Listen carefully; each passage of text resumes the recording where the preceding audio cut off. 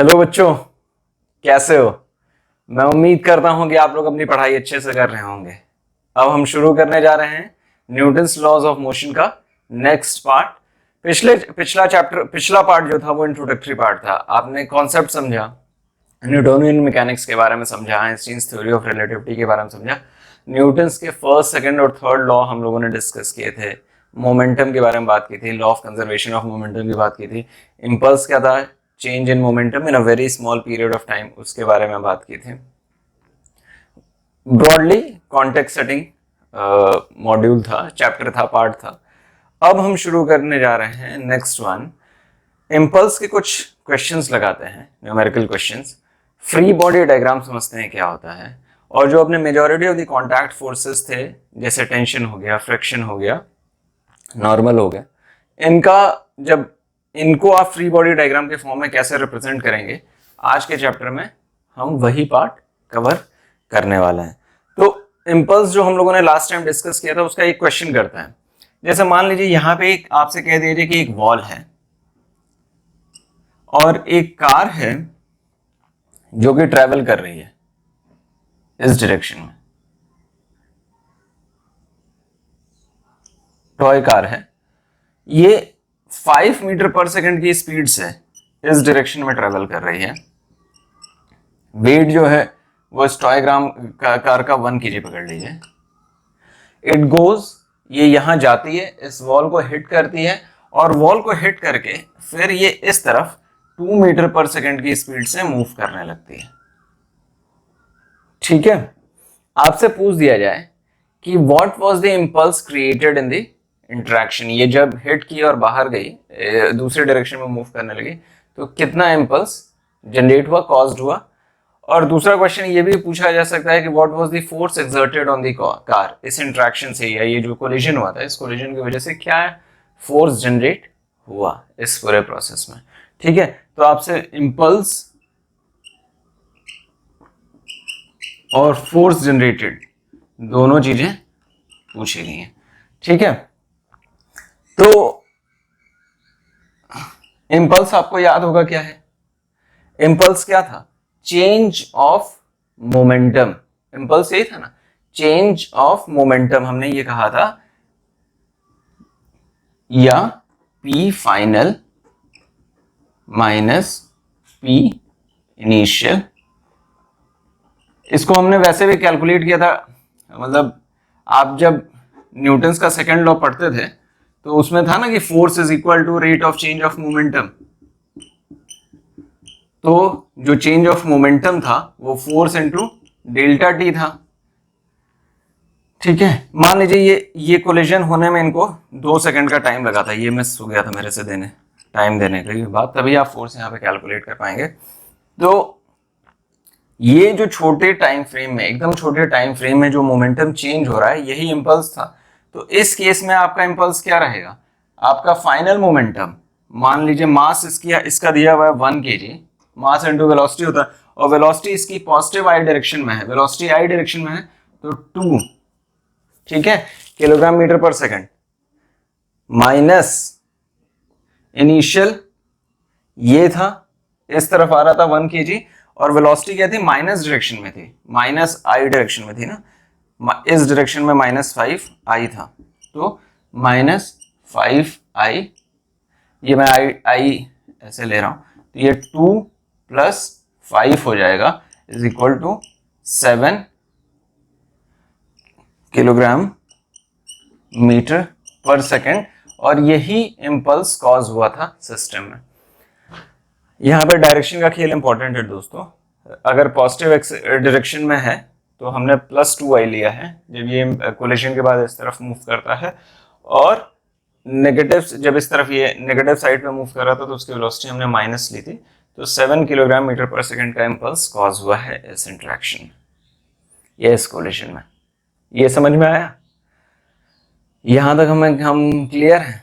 अब आपसे पूछ दिया जाए कि कितना फोर्स को जनरेट हुआ था या लगा था, तो फोर्स जो होगा इस वाले फॉर्मूले से, delta P by T, delta T, आपका ये P कितना जनरेट हुआ, डेल्टा P 7 हुआ, डिवाइडेड बाई टाइम कितने देर में हुआ, 2 सेकंड में, तो 3.5, न्यूटन की बात है। यहां तक आप क्लियर है? आपसे क्या कहा गया कि एक वॉल है, कार जाती है, हिट करती है और हिट करने के बाद वापस डायरेक्शन में मूव करने लगती है। That is what we are trying to, इस पूरे प्रोसेस में कितना इंपल्स जनरेट हुआ, कितना फोर्स लगा। ठीक है, इस पे और भी क्वेश्चन बनाए जाएंगे, लेकिन आगे चल के बनाया जाएगा। इंपल्स से रिलेटेड कुछ आए थे कि सर आपको एक क्वेश्चन दीजिए, उससे चीजें हमें क्लियर होंगी। तो इंपल्स यही है कि एक छोटे टाइम फ्रेम में, वेरी स्मॉल टाइम फ्रेम में change of momentum, linear momentum का जो चेंज हो रहा है वो इंपल्स है यहाँ पे।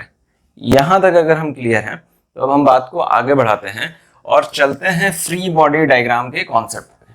फ्री बॉडी डायग्राम के कॉन्सेप्ट को समझते हैं कि वो होता क्या है। इंपॉर्टेंट टर्म है क्योंकि अब जितने भी आप क्वेश्चन इस चैप्टर में सॉल्व करेंगे वो इसी कॉन्सेप्ट के अराउंड बेस्ड है, फ्री बॉडी डायग्राम। तो बच्चों अब जो है हम फ्री बॉडी डायग्राम वाले कॉन्सेप्ट पे चलते हैं। फ्री बॉडी डायग्राम का मतलब यह है कि आप ऑब्जेक्ट को एक पॉइंट ऑब्जेक्ट के फॉर्म में ट्रीट करने लगते हैं। जैसे मान लीजिए मैंने कह दिया कि एक ये टेबल है और इस टेबल पे एक बुक पड़ी हुई है। Now the size of the book is relatively, इतनी बड़ी बुक है, इतनी बड़ी है, इतनी चौड़ी है, ठीक है, 15 सेंटीमीटर लंबी है, 10 सेंटीमीटर वाइड है, वो पड़ी हुई है। Now there would be multiple forces which would be acting on it. अगर मान लीजिए आपने क्लास 9 में भी पढ़ा होगा, ये नीचे की तरफ एक फोर्स लग रहा होगा, वो mg लग रहा होगा। ये mg लग कहां रहा होगा? यहां लग रहा होगा, यहां लग रहा होगा, यहां लग रहा होगा, यहां लग रहा होगा, यहां लग रहा होगा, कहां लग रहा होगा? तो हम क्या करते हैं, इस पूरे ऑब्जेक्ट को एक पॉइंट ऑब्जेक्ट की तरह ट्रीट करते हैं। न्यूटन्स लॉज ऑफ मोशन भी जो है वो पॉइंट ऑब्जेक्ट की तरह ट्रीट करके सारी चीजों को कैलकुलेट कराता है। तो आप इस बुक को एक पॉइंट ऑब्जेक्ट ट्रीट करते हैं और ये अपनी सराउंडिंग से जिन भी फोर्सेस से इंटरेक्ट कर रहा है उन फोर्सेस को आप प्लॉट करते हैं डायग्राम के फॉर्म में। जैसे मान लीजिए आपने इसको एक पॉइंट ऑब्जेक्ट ट्रीट कर दिया ऐसे, ठीक, तो इस पे कौन कौन से फोर्सेस लग रही होंगी? एक फोर्स इस पे नीचे की तरफ लग रही होगी, इसका वेट mg, या मैं पॉइंट ए मान लेता हूं बुक को ए, ठीक है। और इसी पे एक ये टेबल में नॉर्मल फोर्स लगा रहा होगा। हम लोगों ने पढ़ा है, मैं नॉर्मल के बारे में भी और बात करूंगा, लेकिन इस पे एक नॉर्मल फोर्स ऐसे भी लग रही होगी। अगर मान लीजिए आपने इस पे एक फोर्स ऐसे लगा रहा हो, आप पुश करने की कोशिश कर रहे होते F1 से, तो वो फोर्स इस पे कुछ इस तरीके से रिप्रेजेंट हो रही होती F1। और अगर ये सरफेस फ्रिक्शन होता इस सरफेस पे, तो एक फ्रिक्शनल फोर्स भी जो कि अपोजिट होता, जो जिसकी टेंडेंसी हमेशा रिलेटिव मोशन को अपोज करने की होती है, तो फ्रिक्शनल फोर्स इस डायरेक्शन में लग रहा होता F, ठीक है। तो इस तरीके से हमने क्या किया है, एक ऑब्जेक्ट पे लगने वाली फोर्सेस, ऑब्जेक्ट पे जो फोर्सेस लग रही हैं, forces acting on the object, forces acting on the object, on यहां पे दोस्तों इंपॉर्टेंट है, इस पे कौन कौन से फोर्सेस लग रही हैं। जैसे नॉर्मल इस पे ये टेबल भी लगा रहा है ऊपर की तरफ, ये भी टेबल पे नीचे की तरफ लगा रहा होगा, एक ये बुक भी तो नीचे टेबल की तरफ एक नॉर्मल फोर्स लगा रही होगी, तो आप उसको नहीं रिप्रेजेंट करते हैं। Forces acting on the object, या आपका अगर सिस्टम है तो आप उसको कंसिडर करते हैं, और बाई दी ऑब्जेक्ट आप नहीं लेते हैं। ये ऑन तो लेते हैं, बाई दी ऑब्जेक्ट नहीं लेते हैं, नहीं लेते हैं। You do not take it, do not take it, ठीक है। तो आपने क्या किया, free body diagram, this is called as FBD, FBD या फ्री बॉडी डायग्राम, ठीक है। फ्री बॉडी डायग्राम आपने क्या किया, इस ऑब्जेक्ट को, ये जो भी पॉइंट, जो भी बॉडी है जिसको आप कंसिडर कर रहे हैं, उसी बॉडी पे आपसे पूछा जाएगा कि फोर्स बताइए, या उस बॉडी, जब मल्टीपल फोर्सेस एक साथ लग रहे होंगे तो आपसे पूछा जाएगा कि नेट फोर्स क्या है इस बॉडी पे, आप ये बताइए। ये बॉडी किस, अगर फोर्सेस इक्विलिब्रियम में नहीं है तो बॉडी एक्सेलरेट हो रही होगी, तो ये बॉडी किस एक्सेलरेशन के साथ आगे बढ़ रही है, ये आपसे क्वेश्चन पूछा जाएगा। ये चीज करने के लिए आप क्या करेंगे, इस ऑब्जेक्ट को एक पॉइंट ऑब्जेक्ट की तरह ट्रीट करेंगे। आपने एक छोटा सा पॉइंट बन, फिर ये अपने एनवायरनमेंट से, इसके आसपास जो भी फोर्सेस हैं, जो भी सिस्टम है, जो भी एनवायरनमेंट है, उस एनवायरनमेंट की वजह से इस पे जो भी फोर्सेस लग रहे होंगे आप उनको प्लॉट करेंगे। उन फोर्सेस को 2 या 3 कंपोनेंट XYZ कंपोनेंट में भी ब्रेक करने की कोशिश करेंगे टू वैलिडेट कि मेरे सारे फोर्सेस x डायरेक्शन में या y डायरेक्शन में सब बैलेंस्ड हो रहे हैं या नहीं हो रहे हैं। तो x वो आप करेंगे, और आपको बस एक चीज ध्यान रखना है कि जो भी फोर्सेस उस ऑब्जेक्ट पे लग रहे हैं ऑन दी ऑब्जेक्ट, उनको आपको कंसिडर करना है। जो ये ऑब्जेक्ट फोर्सेस लगा रहा है अपने एनवायरनमेंट में, उनको कंसिडर नहीं करना है। यहां तक आप क्लियर है फ्री बॉडी डायग्राम वाले कॉन्सेप्ट से, राइट? तो अभी तक दोस्तों हमने इंपल्स का एक न्यूमेरिकल क्वेश्चन किया है, free body diagram as a concept समझे। अब जो हम बार बार बात कर रहे हैं कि कौन कौन से फोर्सेस ऐसे हैं जो इस बॉडी पे लग रहे हैं, वो हमें जानना चाहिए। तो फर्स्ट फोर्स जिससे सबसे ज्यादा फेमिलियर है वो है वेट। कभी भी जब बॉडी किसी सरफेस पे, किसी भी सरफेस पे जब है, या जब वो इंटरेक्ट करे अपने एनवायरनमेंट में, तो जो सबसे पहला फोर्स आपके दिमाग में आता है वो है वेट होता है, राइट? वेट होता है ना। तो अब जरा एक बात बताइए, हमने अगर उसे एक प्लेन सरफेस पे रख दिया तो हमें तो पता है कि वेट एकदम नीचे लगता है। मान लीजिए इस वाले केस में ये प्लेन सरफेस पे, हॉरिजॉन्टल सरफेस ऐसे था, तो फोर्स हमारा वेट जो है वो हमेशा ऐसे mg की तरफ लग रहा है। लेकिन अगर मेरा सरफेस इंक्लाइंड हो ऐसे थीटा डिग्री पे, अगर थीटा डिग्री पे ये इंक्लाइंड है और यहां पे एक बॉडी रखी हुई है m ऐसे,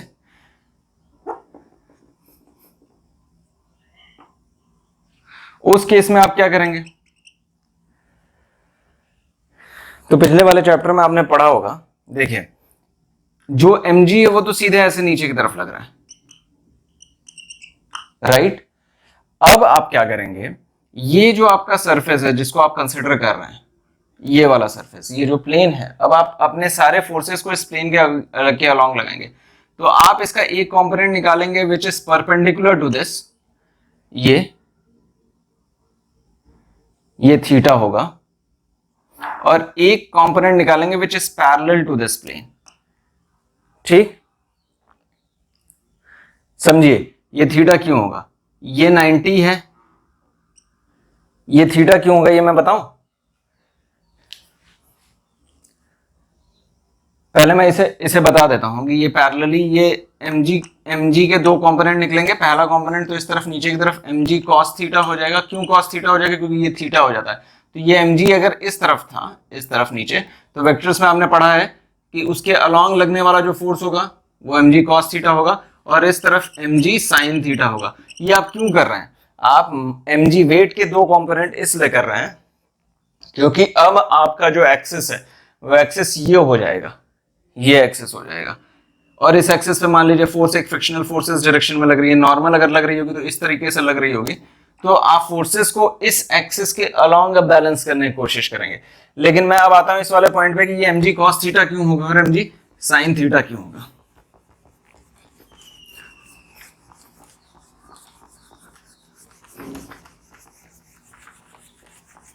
देखिए ये एंगल थीटा है,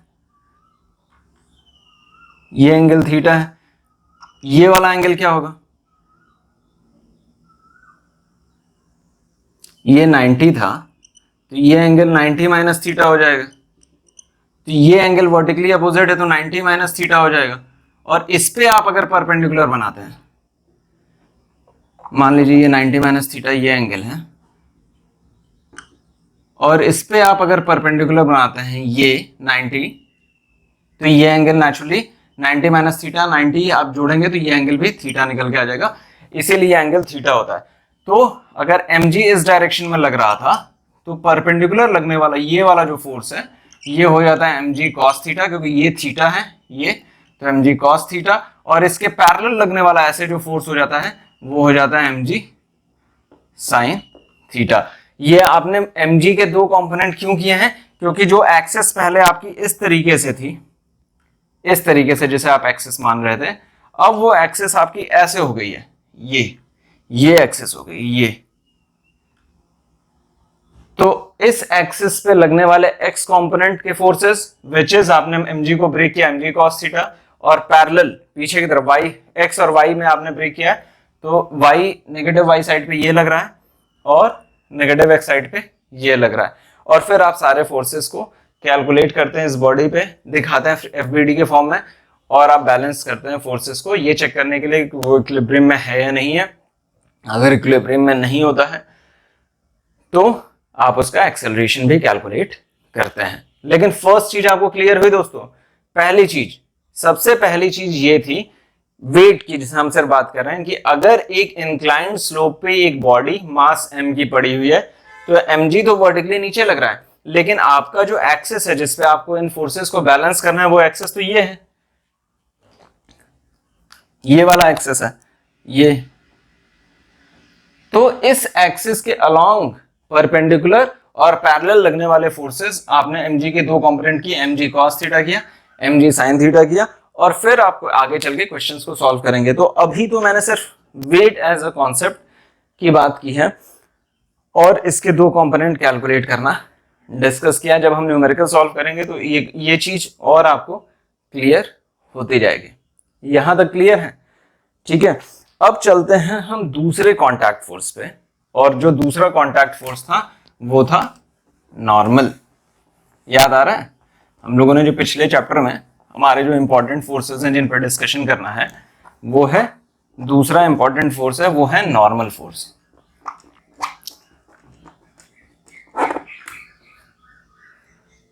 नॉर्मल फोर्स का मतलब क्या है?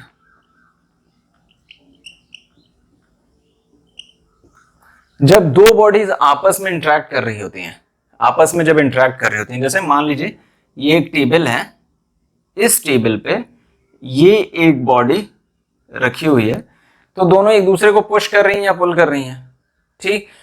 इनके बीच में जो कॉन्टैक्ट फोर्स प्रोड्यूस होता है उसके दो कंपोनेंट किए जा सकते हैं। एक तो इनके इंटरेक्शन पे जो परपेंडिकुलर कंपोनेंट है उसे हम कहते हैं नॉर्मल, और इनके इंटरेक्शन पे जो वर्टिकल या जो हॉरिजॉन्टल कंपोनेंट होता है वो फ्रिक्शन होता है। लेकिन अभी हम फ्रिक्शन की बात नहीं कर रहे हैं, अभी हम सिर्फ नॉर्मल फोर्स की बात कर रहे हैं। तो दो बॉडीज जब आपस में इंटरेक्ट करती हैं, उनके टच पॉइंट पे जो परपेंडिकुलर फोर्स लग रहा होता है उसे हम कहते हैं नॉर्मल फोर्स।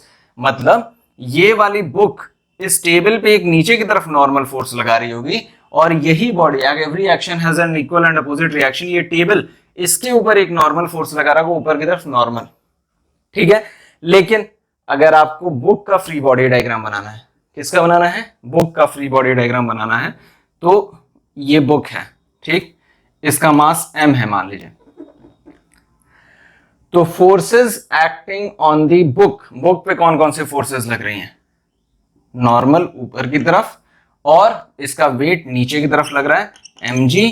नॉर्मल जो है बॉडी फोर्स, बॉडी रुकी हुई है तो इसका जो नॉर्मल है वो mg के बराबर है, फोर्सेस इक्विलिब्रियम में है, तो आप इस तरीके से बैलेंस कर देंगे, ठीक है। नॉर्मल फोर्सेस क्या होती हैं? जब दो बॉडीज आपस में इंटरेक्ट कर रही हैं तो उन दोनों के इंटरेक्शन पॉइंट पे परपेंडिकुलर लगने वाला जो फोर्स है वो नॉर्मल फोर्स है, ठीक। अब हम फ्री बॉडी डायग्राम में सिर्फ उस बॉडी पे, उस ऑब्जेक्ट पे जो फोर्सेस लग रही हैं, वो ऑब्जेक्ट जिन पे फोर्सेस लगा रहा है उन पे नहीं, उस ऑब्जेक्ट पे जो फोर्सेस लग रही हैं हम उनको कैलकुलेट करते हैं। तो इस बुक पे वेट नीचे लग रहा है mg की तरफ, और ये जो टेबल उसके ऊपर नॉर्मल फोर्स लगा रही है वो हम कैलकुलेट करते हैं। अच्छा, इसी में अगर मान लीजिए आपसे ये पूछ दिया जाए, मैं इस वाले सेक्शन को रब करता हूं,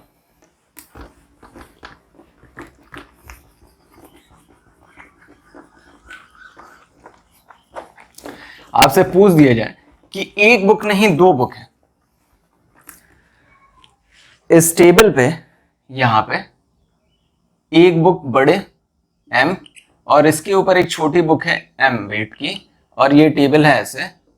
अब आप बताइए फ्री बॉडी डायग्राम्स बड़े वाले का विच इज a और बड़े इस वाली बुक के का b, तो कैसे बनेगा? देखिए पहली बात तो ये दोनों आपस में इंटरेक्ट कर रहे हैं, ठीक।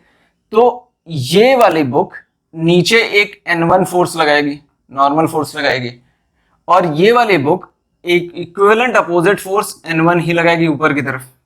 यहां तक तो हम क्लियर है। इस वाले पे एक और फोर्स लग रहा है जो कि इसका वेट है, वो नीचे की तरफ लग रहा है, वो इसका वेट है mg, ठीक। इस वाली बुक पे भी फोर्सेस लग रहे हैं। एक ये जो टेबल नॉर्मल लगा रहा है विच इज ऊपर की तरफ N2, ये बॉडी इस टेबल पे जो फोर्स लगा रही है वो N2 है, इक्वल एंड अपोजिट है। क्या ये जो मास m है उस पे भी ये जो छोटा वाला मास m है इस पे ये टेबल नॉर्मल फोर्स लगाएगा? क्वेश्चन ये है दोस्तों कि ये जो मास m है, छोटा वाला मास b, इस पे क्या ये टेबल नॉर्मल फोर्स लगाएगा? नहीं लगाएगा, क्योंकि इन दोनों का इंटरेक्शन नहीं हो रहा है। इंटरेक्शन किसका हो रहा है? छोटे वाले मास का और बड़े वाले मास का, ठीक है। तो जब आप फ्री बॉडी डायग्राम बनाएंगे इसका छोटे वाले का विच इज b, तो क्या बनेगा? इसका mg तो नीचे की तरफ लग रहा है, और कौन सा फोर्स ऊपर की तरफ लग रहा है? नॉर्मल फोर्स N1 ऊपर की तरफ लग रहा है, ठीक। ये वाला टेबल की वजह से इस पे कोई भी नॉर्मल फोर्स नहीं लग रहा है। ये जो N2 लग रहा है ना, ये नॉर्मल फोर्स इस बड़ी वाली बॉडी पे लग रहा है, ठीक है। और अगर बड़ी वाली A का बनाएंगे, बड़ी वाली बॉडी का A का बनाएंगे,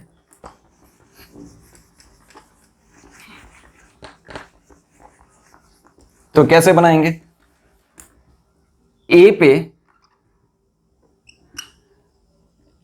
इसका तो mg नीचे की तरफ लग ही रहा है, इस पे mg नीचे लग रहा है, ठीक है। टेबल भी इस पे N2 फोर्स ऊपर की तरफ लगा रहा है, और ये वाला मास जो छोटा वाला मास है वो इस पे नीचे की तरफ एक फोर्स लगा रहा है विच इज N1। इसका मतलब क्या है कि N2 जो है बॉडी इक्विलिब्रियम में कहीं मूव नहीं कर रही है, रुकी हुई है, एंड N1 प्लस mg, बड़ा वाला mg, ये N2 जो है वो N1 प्लस mg के बराबर है। समझ में आया? तो इसकी वजह से इसके छोटे वाले मास और टेबल के बीच में कोई भी फोर्स नहीं लग रही है, कांटेक्ट नहीं है, नॉर्मल फोर्स नहीं लग रही है। तो हम लोगों ने एफबीडी में क्या पढ़ा था? हम लोगों ने एफबीडी में पढ़ा था कि फोर्सेस जो कि उस बॉडी पे एक्ट कर रही हैं, बॉडी के द्वारा एक्ट नहीं कर रही हैं, आपने वही किया। N1 इसके ऊपर लग रहा है और mg उसका नीचे लग रहा है, वेट उसका नीचे लग रहा है। पॉइंट A के लिए mg नीचे लग रहा है, N2 ये जो नॉर्मल टेबल की वजह से जो N2 लग रहा है वो ऊपर की तरफ लग रहा है, और ये जो छोटा वाला मास है जो N1 नीचे की तरफ ये लगा रहा है ना, वो नीचे की तरफ लग रहा है। तो आपका N2 जो है वो N1 प्लस mg के बराबर है। ये देखिए आपने क्या किया, आपने फोर्सेस को y डायरेक्शन में बैलेंस किया है, x डायरेक्शन में मूवमेंट नहीं हो रहा है, इसलिए मैं फोर्सेस को अभी नहीं ला रहा हूँ। फ्रिक्शन होगा या अगर आप मान लीजिए कोई फोर्स लगा रहे होते तब लगता। यहां तक आप कॉन्सेप्ट क्लियर है? आपको नॉर्मल फोर्सेस का क्लियर है? अच्छा, अब जैसे मान लीजिए मैं आपसे पूछ दूं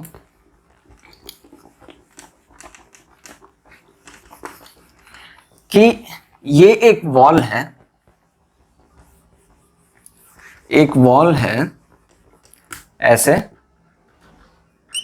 इस वॉल पे एक आयरन रॉड ऐसे रखा हुआ है, इस वॉल पे एक आयरन रॉड ऐसे रखा हुआ है, पॉइंट A और पॉइंट B। तो नॉर्मल फोर्स पॉइंट A पे किस डायरेक्शन में लग रही होगी और पॉइंट B में किस डायरेक्शन में लग रही होगी? नॉर्मल फोर्स इस तरफ ऐसे वर्टिकली लग रही होगी और इस तरफ इसके परपेंडिकुलर ऐसे लग रही होगी। तो नॉर्मल इधर लग रहा होगा, एक नॉर्मल इधर लग रहा होगा, इस तरफ लग रहा होगा, राइट। लेकिन अगर मैं इसी में थोड़ा सा एक चेंज कर दूं दोस्तों, छोटा सा चेंज कर दूं, वो ये कह दूं कि वॉल सिर्फ यहीं तक थी और ये जो मेरा लैडर था वो ऐसे था, इतना लंबा था, वॉल सिर्फ यहीं तक थी, वॉल सिर्फ यहीं तक थी। पिछले केस में वॉल बड़ी थी, इस बार वॉल सिर्फ यहीं तक है, लैडर जो है वो लंबा है, ये जो लैडर है ये लैडर लंबा है। तो देखो इस केस में दोस्तों कहानी थोड़ी डिफरेंट हो जाएगी। जहां पे हॉरिजॉन्टली एक Na लग रहा है, वर्टिकली ऊपर की तरफ भी तो रोकने के लिए, ये चूंकि लंबा निकल गया है तो इसको रोकने के लिए एक नॉर्मल इस डायरेक्शन में भी लग रहा होगा। मान लीजिए NaH हॉरिजॉन्टल और Na वर्टिकल हो गया। तो समझिए इस पॉइंट पे इसका एक टच पॉइंट ये है, ऊपर की तरफ लग रहा है। यहां पे इसके टच पॉइंट दो हैं, वो एक इस तरफ भी पुश हो रही है और ये ऊपर की तरफ भी पुश कर रहा है। ये चूंकि लैडर लंबा है तो एक इस डायरेक्शन में भी जा रहा है और एक इस डायरेक्शन में भी जा रहा है। समझ में आ रही है बात? थोड़ा सा रुकिए, ठहरिए। पहले वाले केस में जब वॉल लंबी थी तो लैडर को सिर्फ वर्टिकली हॉरिजॉन्टली ऐसे पुश किया जा रहा था, इस डायरेक्शन में पुश किया जा रहा था। इस केस में लैडर लंबा है तो ये इसको एक टेक ऊपर की भी तरफ तो मिल रहा है, ये ऊपर की तरफ, तो नॉर्मल का एक कंपोनेंट ऊपर भी तो लग रहा है। तो रिजल्टेंट नॉर्मल जो बनेगा वो ऐसा बनेगा इस केस में, ये इस वाले पॉइंट पे, और वो होगा NaH का स्क्वायर प्लस NaV का स्क्वायर। ये होगा नॉर्मल आपका, अगर आपका लैडर लंबा हो जा रहा है तो आएगा। ये कॉन्सेप्ट फिर से एब्जॉर्ब करिए। अभी मैंने क्या किया है, पहले वाले केस में आपका जो लैडर था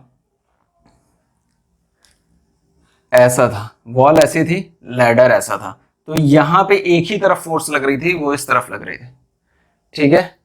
यहां पे इस वाले पॉइंट पे एक ही तरफ फोर्स लग रही थी, इस तरफ लग रही थी। अब जब मैंने लैडर को लंबा कर दिया ऐसे, तो नीचे से ऊपर भी तो रोकने की कोशिश हो रही है, तो एक नॉर्मल फोर्स ऐसे भी तो लग रही है, और ये नॉर्मल फोर्स ऐसे लग रही है, एक नॉर्मल फोर्स ऐसे लग रही है, रिजल्टेंट ऐसे बन जाएगा। वही है ये, समझ में आया? अगर इस लैडर की जगह एक बॉल होती तब, अगर इस लैडर की जगह एक बॉल होती तब क्या होता? नॉर्मल फोर्स कैसे लग रही होती? या एक बड़ा सा स्फीयर होता, ये वॉल है ऐसे, यहां पे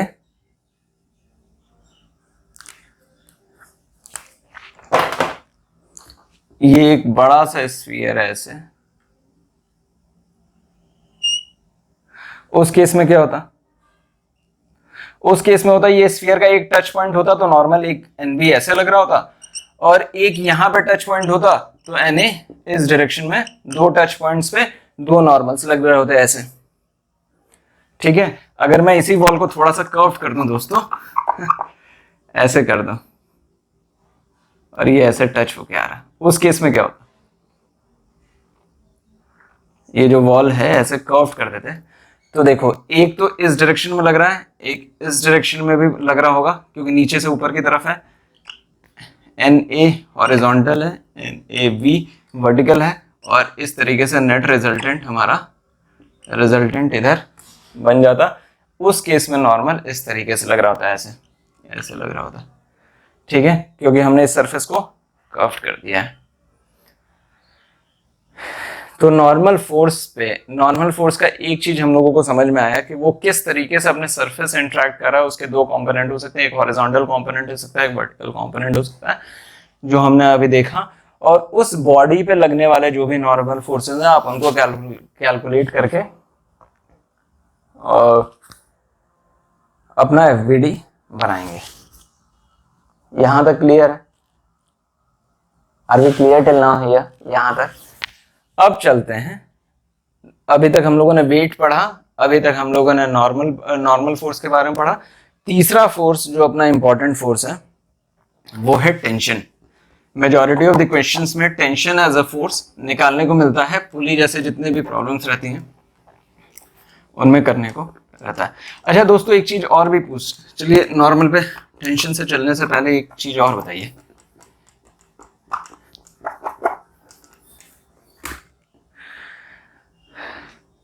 सरफेस है, एक ब्लॉक, एक बॉग A ऐसे है, एक B ऐसे है, ठीक है। फोर्स आप एक F1 इस डायरेक्शन में लगा रहे हैं, फोर्स इस डायरेक्शन में लगा रहा है। Help me in understanding, horizontally सिर्फ बताइए, हॉरिजॉन्टली नॉर्मल फोर्सेस किस तरीके से प्ले कर रही होंगी और फोर्सेस को आप किस तरीके से बैलेंस करेंगे। तो अगर A और B के बीच के, अब आप नॉर्मल फोर्सेस को हॉरिजॉन्टली ट्रीट कर रहे हैं, सरफेस की वजह से जो नॉर्मल फोर्स लग रहा है उसको आप नहीं कर रहे हैं क्योंकि बॉडी ऐसे मूव नहीं कर रही है, या हम उसे इस केस में नहीं कंसिडर करना चाहते हैं। सिर्फ हॉरिजॉन्टली लगने वाले नॉर्मल फोर्सेस के बारे में चर्चा करते हैं। बी पे ए एक फोर्स लगाएगा इस डायरेक्शन में विच इज नॉर्मल N1, और यही बी ए की तरफ इक्वल एंड अपोजिट फोर्स लगाएगा N1। ठीक है ना? क्या ये फोर्स इसके बॉडी बी के फ्री बॉडी डायग्राम में आएगा? इस बॉडी बी के फ्री बॉडी डायग्राम में क्या ये फोर्स आएगा? बॉडी चल रही है, एक्सेलरेट हो रही है, आएगा? फिर से सोचिए, ये फोर्स जो है वो सिर्फ इस पे लग रहा है, इस पे नहीं लग रहा है। तो बी पे जो फोर्स लग रहा है वो सिर्फ नॉर्मल N1 लग रहा है, जिसकी वजह से ये बॉडी बी जो है वो एक्सेलरेट हो रही है। नॉर्मल जो है ये इस फोर्स की वजह से ये बॉडी बी जो है वो एक्सेलरेट हो रही है, एक एक्सेलरेशन ए से। ए पे क्या हो रहा है? ए के केस में एक फोर्स इस डायरेक्शन में लग रहा है, नॉर्मल जो है वो N1 इस डायरेक्शन में लग रहा है, ये वाला जो नॉर्मल है ए पे। तो ए के जो पॉइंट ऑफ है का फ्री बॉडी डायग्राम अगर आप देखेंगे ए का यहां से, तो F1 ऐसे लग रहा है, F ऐसे लग रहा है, N1 ऐसे लग रहा है, तो F माइनस N1, और ये मास जो है ma ये भी सेम एक्सेलरेशन a से एक्सेलरेट हो रहा है। और आप फोर्सेस का इक्विलिब्रियम निकाल के, अगर फोर्सेस डिसबैलेंस्ड है, इक्विलिब्रियम निकाल के आप किस एक्सेलरेशन से एक्सेलरेट हो रहा है ये आप कैलकुलेट कर सकते हैं। लेकिन इसमें इंपॉर्टेंट बात जो समझनी थी वो ये समझनी थी कि ये फ्री बॉडी डायग्राम जब आप बी का बनाएंगे तो उस केस में एफ का कोई भी टच पॉइंट नहीं है, वो इससे इंटरेक्ट नहीं हो रहा है, इसीलिए सिर्फ N1 फोर्स लग रहा है जो इन दोनों के बीच का इंटरेक्शन है, ए और बी के बीच का इंटरेक्शन है। ए पे फोर्स F लग रहा है और बी की वजह से जो नॉर्मल फोर्स लग रहा है वो उसका इंटरेक्शन है, और इसीलिए आपका इक्वेशन ऐसे हो गया है। ठीक है, तो जो हमने बार बार बात की थी कि फ्री बॉडी डायग्राम में forces acting on the body on the object, ये इंपॉर्टेंट है, ना कि forces acted by the body है। वो बॉडी कितने फोर्स लगा रहा है, कहां कहां लगा रहा है, अपने एनवायरमेंट में किस ऑब्जेक्ट पे लगा रहा है, वो इंपॉर्टेंट नहीं है। उस ऑब्जेक्ट पे कौन कौन से फोर्सेस लग रहे हैं वो चीज इंपॉर्टेंट है। यहां तक हम क्लियर है? Are we clear till now? तो हमने नॉर्मल फोर्सेस के भी बारे में बात कर ली है। अब चलते हैं अपना next force which is the tension, उसके बारे में चर्चा करते हैं कि टेंशन क्या है। पहले चैप्टर में भी बोला था एग्जाम देने वाला टेंशन नहीं, या शाम को देर तक खेल के आने पे मम्मी पापा की डांट से बचने वाला टेंशन नहीं, क्लास में लेट जाने वाला टेंशन की बात नहीं हो रही है। टेंशन एक ऐसा फोर्स है दोस्तों, जब एक स्ट्रिंग एक ऑब्जेक्ट को पुल करता है। जैसे हम लोगों ने जब हम छोटे थे, या छोटे बच्चे क्या कहते हैं, टॉय कार लेते हैं और उसको उस पर रस्सी बांध के उसे खींचते हैं। तो जब हम खींच रहे हैं तब तो हम फोर्स लगा पा रहे हैं, लेकिन जब हम उसे पुश करते हैं, धक्का देते हैं उसे उसी स्ट्रिंग से, तब हम कोई फोर्स नहीं लगा पाते हैं। मतलब मॉलिक्यूलर इंटरेक्शन कुछ ऐसा हो रहा है कि जब वो स्ट्रेन आ रहा है, जब वो खिंचाव आ रहा है उसमें, तब एक फोर्स लग रहा है। जब आप उसे पुश कर रहे हैं तब वो फोर्स नहीं लग रहा है। जैसे मान लीजिए जब मैं इसे एक स्ट्रिंग से, इसी को मैं एक स्ट्रिंग से जब खींचूंगा तब ये मेरी तरफ आएगा। जब मैं इसे पुश करने की कोशिश करूंगा एक स्ट्रिंग के माध्यम से, तब इस पे कोई फोर्स नहीं लगेगा। That force is called as tension. और पुली के जितने भी क्वेश्चंस हैं आगे, और ढेर सारे क्वेश्चंस हैं सिर्फ पुली बेस्ड हैं, उन पे टेंशन ही लगेगा। ठीक है, so tension is the force that acts on a body when it is pulled using a string. इसमें ध्यान ये देना है, जैसे मान लीजिए ये एक ऑब्जेक्ट है मास m का, इस पे वेट mg नीचे की तरफ लग रहा है, आपने इस डायरेक्शन में एक स्ट्रिंग है, ये स्ट्रिंग है, आप जब एक, और यहां पे आप एक ये सज्जन हैं जो इसे खींच रहे हैं, पुल कर रहे हैं इसे अपनी तरफ, तो इस वाले पॉइंट में इस डायरेक्शन में लगने वाला जो फोर्स है उसे टेंशन कहते हैं। ये इसका टच पॉइंट है, तो इसके opposite same equivalent tension T लगेगा।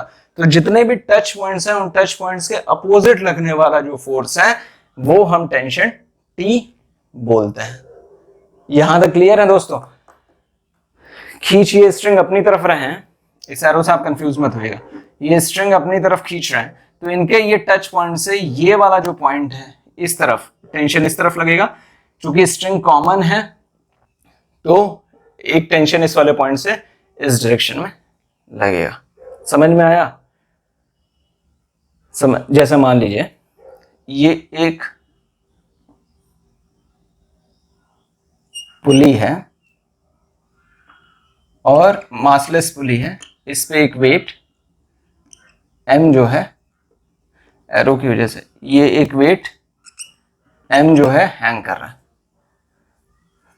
ठीक, यहां तक आप क्लियर है? या इसको और सिंपल करते हैं, अभी इस वाले सिनेरियो पे नहीं जाते हैं। मान लीजिए कि ये एक धागा है, इस धागे से एक मास यहां पे हैंग कर रहा है, ठीक, m। तो इस पे कौन सा फोर्स लग रहा है? एक फोर्स नीचे की तरफ mg लग रहा है, क्योंकि ये जब लटका हुआ है ये मास, तो ये एक फोर्स लगा रहा होगा ना, इस धागे पे एक टेंशन क्रिएट कर रहा होगा, एक स्ट्रिंग दे रहा होगा। तो इस यहाँ पे इस वाले पॉइंट से तो टेंशन एक इस तरफ आएगा, और वही टेंशन चूंकि कॉमन स्ट्रिंग है, स्ट्रिंग जो है इसमें tension would be same in a common string. ठीक, तो यहां पर पॉइंट पे ये स्ट्रेन किधर आ रहा है? ऊपर की तरफ जाएगा, तो इस वाले पॉइंट पे टेंशन T ऐसे लग रहा होगा, मास mg है। तो आप बैलेंस कैसे करेंगे? इस वाले बॉडी पे लगने वाले फोर्सेस, इस वाले बॉडी पे लगने वाले फोर्सेस, टेंशन जो T है वो किसके इक्विवेलेंट है? वो mg के इक्विवेलेंट है, और आप ऐसे कैलकुलेट कर देंगे। दोस्तों बस एक चीज ध्यान देनी है, और जो एजम्पशन बिल्ट है इसमें, वो बिल्ट ये है कि ये जो स्ट्रिंग है ये मासलेस स्ट्रिंग है, मासलेस और फ्रिक्शनलेस स्ट्रिंग है, मतलब इसका कोई मास नहीं है। तो जो दूसरा असम्पशन है मासलेस एंड फ्रिक्शनलेस स्ट्रिंग, ये चीज ध्यान देनी है, जो कि हर इक्वेशन में बिल्ट रहेगा, असम्पशन बिल्ट रहेगा, अनटिल एंड अनलेस वो स्पेसिफाई ना कर दे कि ये इस स्ट्रिंग का अपना एक मास है, तब हम इस उन क्वेश्चंस को डिफरेंटली करेंगे। जब हम ये एज्यूम कर लेते हैं कि ये मासलेस स्ट्रिंग है, तो इस वाले पॉइंट पे टेंशन, इस वाले पॉइंट पे टेंशन, इस वाले पॉइंट पे टेंशन, इस वाले पॉइंट पे टेंशन, सारे टेंशंस एक ही स्ट्रिंग में एक ही फोर्स की वजह से कांस्टेंट हो जाता है, हर एक पॉइंट पे वो टेंशन कांस्टेंट हो जाता है। लेकिन अगर मैंने इस स्ट्रिंग को कुछ मास दे दिया है, उस केस में मेरा यहाँ पे लगने वाला जो टेंशन है, यहाँ पे लगने वाला जो टेंशन है, वो डिफरेंट हो जाता है, और क्वेश्चंस को हम फिर डिफरेंटली ट्रीट करने लगते हैं। तीसरा इसमें एक और असम्पशन है कि ये जो स्ट्रिंग है ये इनएक्सटेंसिबल है, मतलब ये जो धागा है इसमें खिंचाव नहीं है। ठीक है, तो उस केस में खिंचाव नहीं है, तो टेंशन हमारा कॉमन रहेगा। तो मेजॉरिटी ऑफ द क्वेश्चंस में अगर आपको ये स्पेसिफिकली मेंशन नहीं है कि स्ट्रिंग का अपना कोई मास है, तो हम इस असम्पशन के साथ क्वेश्चन को सॉल्व करेंगे कि वो मासलेस है, इनएक्सटेंसिबल है, फ्रिक्शनलेस है। अगर ये मेंशन कर दिया गया कि उसका अपना एक मास है, तो हम उन क्वेश्चंस को डिफरेंटली ट्रीट करेंगे, जो कि हम आगे के न्यूमेरिकल्स में सॉल्व करेंगे। लेकिन अभी के लिए हम ये समझ रहे हैं कि हमारा इस पे जो मासलेस है और फ्रिक्शनलेस स्ट्रिंग है। इस क्वेश्चन पे आता है, देखिए एक स्ट्रिंग ऐसी है जो यहां से निकली है, ऐसे घूम के गई है, ऐसे इसने ऐसे रुका हुआ, एक स्ट्रिंग तो ये है, और एक स्ट्रिंग ऐसे है। तो दोस्तों ध्यान देना, यहां पे जो टेंशन है इस वाले स्ट्रिंग में, एक कॉमन स्ट्रिंग है तो उस स्ट्रिंग में सेम होगा। ये पुली जो है ये फिक्स्ड है, फिक्स्ड पुली है, अभी रुका हुआ है। ये सारे टर्म्स आपको जैसे जैसे न्यूमेरिकल सॉल्व होते जाएंगे आपको समझ में आता जाएगा। तो यहाँ पे टेंशन T1 है, यही स्ट्रिंग ऐसे घूम रही है, तो इस वाले पॉइंट पे भी टेंशन T1 है। इस वाले पॉइंट पे ये दूसरी स्ट्रिंग है तो ये T2 है, और एक mg नीचे की तरफ लग रहा है, सॉरी ये नीचे की तरफ खिंचाव है, तो ये नीचे T2 है ऐसे, और यहां से ऐसे इससे दूर की तरफ भी T2 है। तो इस वाले बॉडी का फ्री बॉडी डायग्राम बनाएंगे तो क्या बनेगा? T2 जो है वो mg के बराबर है, और T2 जो है ये दोनों फोर्सेस T1 प्लस T1 के बराबर, T1 प्लस T1 के बराबर हैं। दो इक्वेशंस हैं, दोनों इक्वेशंस को आप सॉल्व करके वैल्यूज कैलकुलेट करेंगे। तो स्ट्रिंग सेम थी, ये वाली स्ट्रिंग सेम थी ऐसे,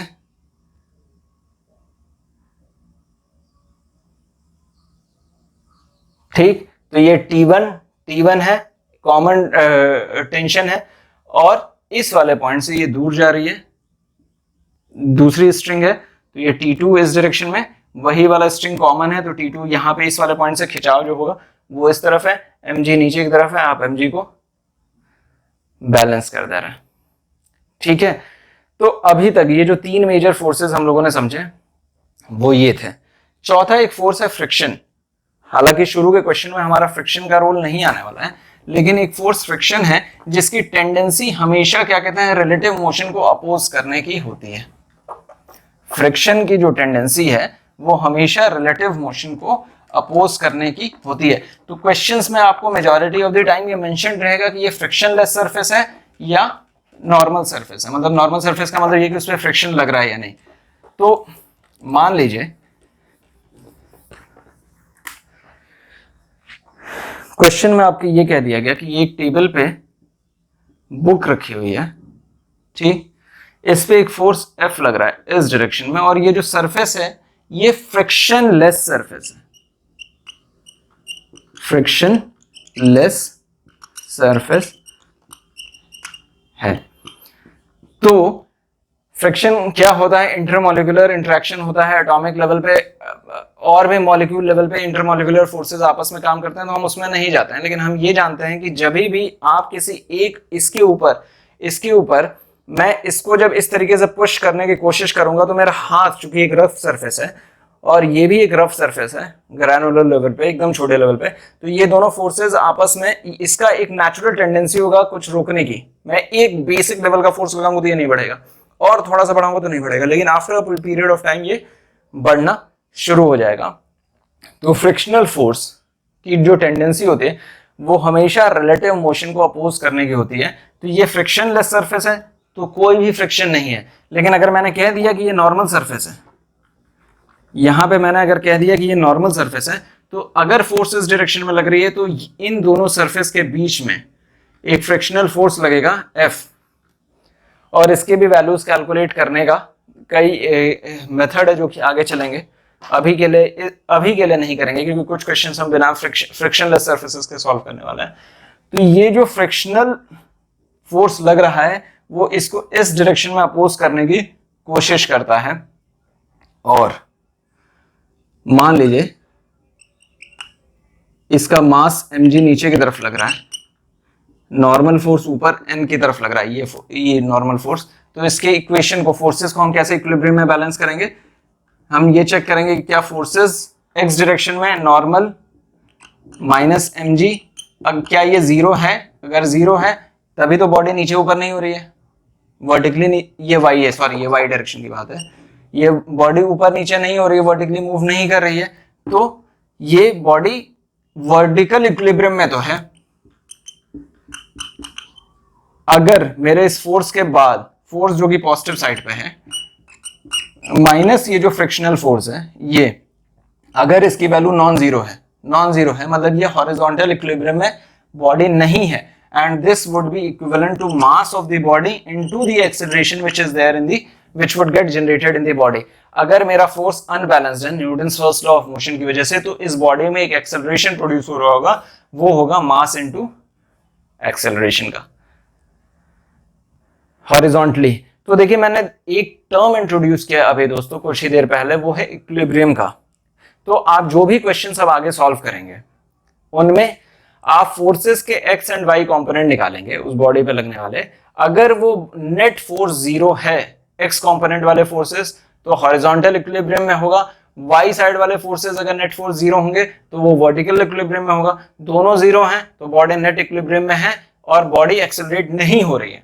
लेकिन अगर दोनों के बीच में लगने वाला फोर्स अनबैलेंस्ड है तो बॉडी जो कि उसका मास है एक सर्टेन अमाउंट, एक सर्टेन एक्सेलरेशन के साथ आगे बढ़ रही होगी, और आपको क्वेश्चंस में वो कैलकुलेट करने को बोला जाएगा। अब यहीं पे एक टर्म जो मैंने बार बार यूज किया है वो है इक्विलिब्रियम का, और चैप्टर आज का रोकने से पहले मैं इस पे थोड़ी चर्चा कर लेना चाहता हूं, जो कि अभी मैंने किया। इक्विलिब्रियम का मतलब क्या है, फिजिक्स में अभी तो आप नॉर्मल फोर्सेस की बात कर रहे हैं, आगे चल के सर्कुलर मोशन में और रोटेशनल मोशन में टॉर्क, रिजिड बॉडी के केस में टॉर्क की भी बात करेंगे। तो अगर नेट फोर्स और नेट टॉर्क उस बॉडी पे लगने वाला जीरो है तब वो बॉडी इक्विलिब्रियम में मानी जाती है। इस चैप्टर के कंटेक्स्ट में हम टॉर्क का डिस्कशन नहीं कर रहे हैं, सिर्फ फोर्स का डिस्कशन कर रहे हैं, और फोर्स को हम एक्स एंड वाई कंपोनेंट में ब्रेक कर रहे हैं, जरूरत पड़ेगी तो जेड कंपोनेंट में भी ब्रेक करेंगे।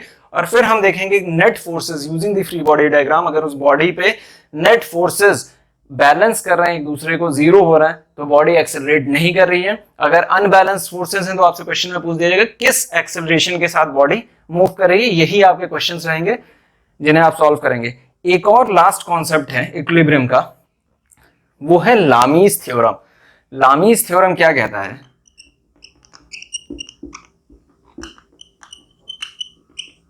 कि तीन फोर्सेस है, मान लीजिए एक इस तरफ, एक इस तरफ और एक इस तरफ, ठीक है, P Q R, ये एंगल अल्फा, ये एंगल बीटा, ये एंगल गामा। तीन फोर्सेस एक बॉडी पे इक्विलिब्रियम एक्ट कर रहे हैं और बॉडी इक्विलिब्रियम में है। तो उस केस में P, लामीज थ्योरम क्या कहता है, P अपॉन साइन बीटा, इसके अपोजिट वाला जो एंगल है साइन बीटा, ये इक्विवेलेंट होगा Q अपॉन, Q के अपोजिट क्या है, Q के अपोजिट ये साइन अल्फा है, साइन अल्फा, और R के अपोजिट क्या है, R के अपोजिट अल्फा बीटा, सॉरी ये गामा है, मान लीजिए गामा है, तो Q के अपोजिट गामा है और R के अपोजिट साइन अल्फा है। ये लामीज थ्योरम है जिसे आप जान लीजिए। हम कुछ क्वेश्चंस में इसको यूज करके भी क्वेश्चंस को इजी तरीके से सॉल्व करने की कोशिश करेंगे। लेकिन लामीज थ्योरम ये कह रहा है कि तीन फोर्सेस इस पॉइंट पे, अगर किसी बॉडी पे तीन फोर्सेस लग रहे हैं P, Q और R, और उनके बीच के जो एंगल्स हैं वो अल्फा बीटा गामा है, ठीक। तो उस केसेस में अगर बॉडी इक्विलिब्रियम में है तो क्या इक्वेशन होगा, force P divided by opposite वाला angle sine beta, Q upon divided by sine gamma, इसके अपोजिट जो है, और R divided by sine alpha. यही फोर्सेस आपस में इक्विलिब्रियम में होने की वजह से ये इक्वेशन आप लगा सकते हैं, that is called as Lami's theorem. और इसी के साथ आज का चैप्टर विराम देता है। आज के चैप्टर में हमने किया गया, पहले तो हमने एक क्वेश्चन सॉल्व किया इंपल्स वाला, फिर हमने वेट के बारे में समझा। हॉरिजॉन्टल प्लेन पे तो जो वेट लग रहा है वो तो नॉर्मल इजीली कैलकुलेट हो जा रहा है। अगर इंक्लाइंड प्लेन है तो इंक्लाइंड प्लेन पे आप वेट के दो कंपोनेंट निकाल रहे हैं, एक कंपोनेंट जो उस प्लेन के परपेंडिकुलर लग रहा है और एक कंपोनेंट जो उस प्लेन के पैरेलल लग रहा है, ठीक। उसके बाद आपने क्या किया, आपने नॉर्मल फोर्स समझा। नॉर्मल फोर्स कैसे लगते हैं बॉडी पे, आपने दो तीन केसेस देखे हैं कि अगर वॉल से बड़ा मेरा है वेट तो उस पे फोर्सेस, नॉर्मल फोर्सेस किस तरीके से लग रहा है, और अगर छोटा है तो किस तरीके से लग रहा है। फिर normal forces acting on the body, आपने इंपॉर्टेंट है ऑन द बॉडी, वो आपने देखा। फिर आपने क्या कहते हैं टेंशन के बारे में समझा कि टेंशन किस तरीके से एक स्ट्रिंग में कैलकुलेट होती है, वो पुल की वजह से सिर्फ फोर्स जो जनरेट होती है वो टेंशन है। पॉइंट, जिस पॉइंट पे टच पॉइंट है उसके अपोजिट लगती है, वो आपने देखा है। इससे रिलेटेड सारे क्वेश्चंस बेस्ड हैं, तो हम इनके बारे में आगे चल के चर्चा करेंगे। फिर आपने फोर्सेस के इक्विलिब्रियम के बारे में समझाया, किस तरीके के क्वेश्चन आपके इस चैप्टर में बनेंगे कि क्या मेरे फोर्सेस बैलेंस्ड हैं, तो आप हॉरिजॉन्टल वर्टिकल कंपोनेंट्स निकालेंगे सारे फोर्सेस के और फिर उनको बैलेंस करने की कोशिश करेंगे, देखेंगे कि हॉरिजॉन्टली बैलेंस्ड हैं, वर्टिकली बैलेंस्ड हैं या नहीं है। और अगर बैलेंस्ड है तो बॉडी में एक्सेलरेशन नहीं होगा, अगर बैलेंस नहीं है फोर्सेस तो बॉडी एक्सेलरेट कर रही होगी। मास इनटू एक्सेलरेशन से, न्यूटन सेकंड लॉ के से आप उस बॉडी का एक्सेलरेशन निकालेंगे। फिर हमने इक्विलिब्रियम की बातें की हैं। इक्विलिब्रियम भी दो तरीके के होंगे, एक जब नेट फोर्स जीरो बॉडी में, तभी इक्विलिब्रियम माना जाएगा जब उसमें नेट फोर्स और नेट टॉर्क दोनों जीरो होगा। लेकिन इस चैप्टर के कंटेक्स्ट में सिर्फ हम नेट फोर्स की बात कर रहे हैं। आगे जब हम रिजिड बॉडी वगैरह पढ़ लेंगे उस केस में हम नेट टॉर्क की भी बात करेंगे। तो वो एक इंपॉर्टेंट चीज है आपने सीखी। और फिर इक्विलिब्रियम में अगर तीन फोर्सेस लग रहे हैं अल्फा बीटा गामा पे, तो आपने लामीज थ्योरम की बात समझी है और क्वेश्चन को सॉल्व किया है, ठीक है। तो आज का चैप्टर हम यहीं रोकते हैं, आगे चलेंगे और न्यूमेरिकल सब शुरू करेंगे। आपको मजा आएगा। Hope I have been able to add some value to your thought process. आज आप लोगों ने कुछ नया सीखा है। आगे चलेंगे जब और क्वेश्चन सॉल्व करेंगे तो और आपको मजा आता जाएगा। तो thank you for watching this दोस्तों। I will be coming back with the next one very quickly. Keep learning, keep growing. Thank you.